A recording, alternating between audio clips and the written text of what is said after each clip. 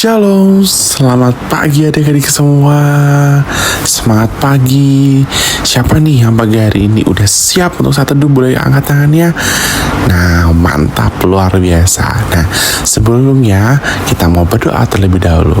Mari kita berdoa. Terima kasih Tuhan Yesus, kami bersyukur untuk setiap kasih-Mu yang luar biasa. Pagi hari ini Tuhan, kami siap Tuhan untuk mendengarkan firman-Mu Tuhan. Haleluya, amin.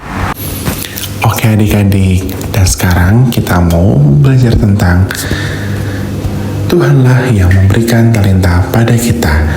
Adik-adik bisa baca di Matius 25 ayat 14 sampai 46. Perumpamaan tentang talenta. Pada suatu hari ada Tuhan yang sangat kaya, tetapi Tuhan itu mau pergi ke luar negeri. Lalu Tuhan itu memanggil 3 orang hambanya, dan Tuhan itu akan memberikan harta kepada 3 hambanya itu. Hamba yang pertama diberikan 5 talenta, dan hamba yang kedua diberi 2 talenta, dan hamba yang ketiga diberi 1 talenta. Nah, Tuhan itu mempercayakan talentanya sesuai dengan kesanggupan masing-masing hambanya. Kemudian pergilah Tuhan itu ke luar negeri dan meninggalkan 3 hambanya. Nah, apa nih yang dilakukan oleh hambanya? Hamba yang pertama mengusahakan 5 talenta itu dan mendapatkan 5 talenta lagi. Dan hamba yang kedua mengusahakan 2 talenta itu dan mendapatkan 2 talenta lagi.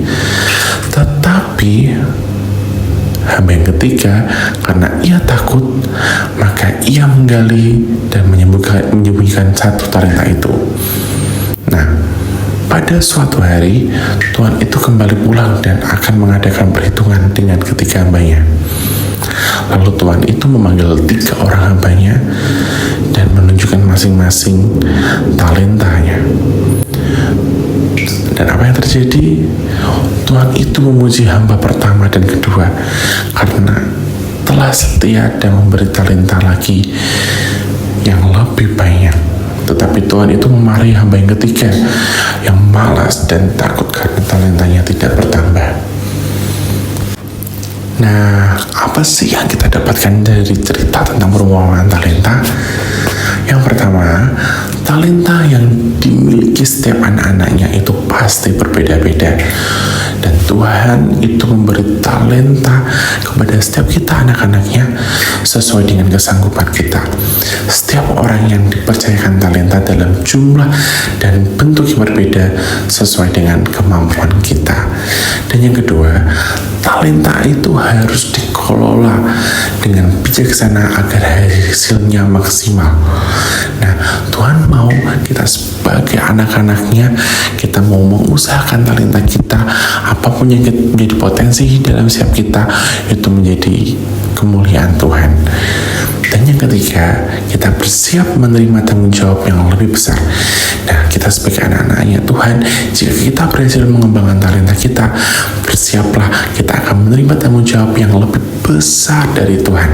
Nah, maka dari itu, kita harus kerjakan talenta yang kita miliki dengan yang terbaik untuk kemuliaan nama Tuhan. Dan yang terakhir, yang keempat, kita harus mengembangkan talenta kita dan jadi dampak. Ketika kita menerima talenta daripada Tuhan, kita harus siap untuk kita bisa menjadi dampak, menjadi berkat untuk teman-teman kita di sekeliling kita, maupun di sekolah, maupun di rumah, mau di gereja, mau di tempat bermain, dimanapun. Karena dengan talenta yang kita miliki, biarkan nama Tuhan Yesus dimuliakan. Amin. Nah, sekian renungan pada hari ini, dan yuk kita mau berdoa. Terima kasih Tuhan Yesus, kami berterima kasih untuk setiap talenta yang sudah Engkau berikan dalam setiap hidup kami Tuhan.